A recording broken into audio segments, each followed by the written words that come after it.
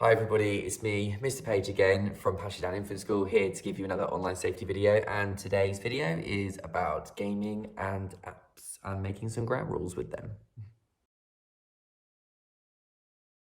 Okay, so what we mean by ground rules is basically your household and what you decide you would like as your ground rules for using devices in your home. And we're talking not just any devices like iPads and phones, we're also talking about gaming consoles, and it's all down to you what you choose to do. Obviously, we have our recommendations, but it's you, your household, and your children, so it's up to you what you decide to do. So in the UK and in Europe, all of the games and apps are against something called a PEGI rating. So a PEGI rating is basically a age rating, and these age ratings are recommended for each game based on not its difficulty level, which some children believe is the case. They think, oh, it's for a 16-year-old, so that game is going to be too hard for me to play, when actually what we teach the children is that the contents of the game is not appropriate for them and their age. So how we say to the children is we go that the green rated games are good to go. So they're green for go. So even with a 7, we always say, if you're not too sure because you're not 7, then ask a trusted adult and see what they say. So that'd be asking you guys at home, is it okay for me to play this game? And with the amber games, so that is our 12 to 16, we say stop, just like you would at an amber light.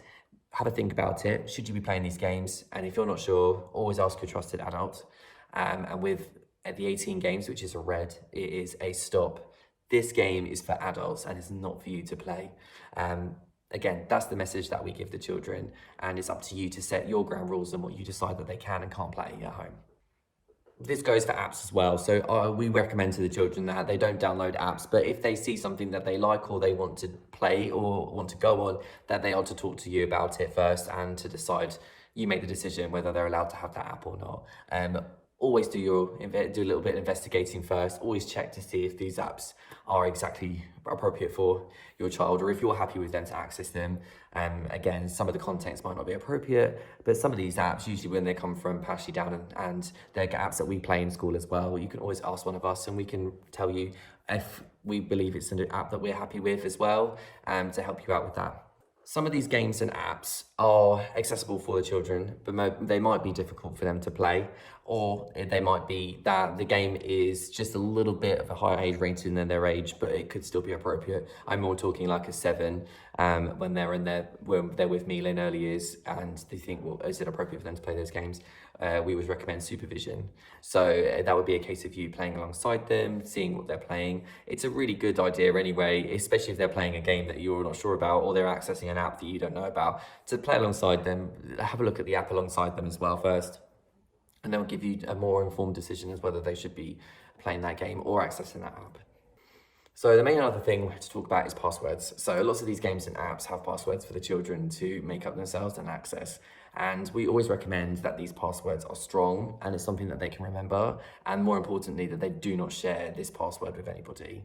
So again, that's something that you can reiterate at home with them and talk about passwords and what they mean and about not sharing them with anybody. And the reason that they're in place as well. And the last thing is, we know that these games and apps and even YouTube videos, sometimes ads pop up, or sometimes there is a piece of content that maybe the children aren't sure about, it upsets them, it's not appropriate for them. And these things do sometimes happen. We like to think that they don't, but in case they do, we teach the children that they must always tell a trusted adult and always communicate with us and flag it to us if they see something that they're unsure of or upsets them. And it might be even something in their game and app that they're maybe frightened them, or something that they weren't sure about. They must always tell a trusted adult, and again, please reiterate that at home to them, that they can talk to you and be open with them and create those open discussions, and they will be more open to talk to you. We don't want to build a barrier that these children cannot access anything at all, but we need to make sure that we're giving them the right information and empowering them enough to make informed decisions and to take their responsibility for their own access of these apps and games. And we can do that by getting them to come and talk to us if they're unsure. I hope this helped, and I look forward to speaking to you again soon. Thank you for watching this video, and see you soon. Bye.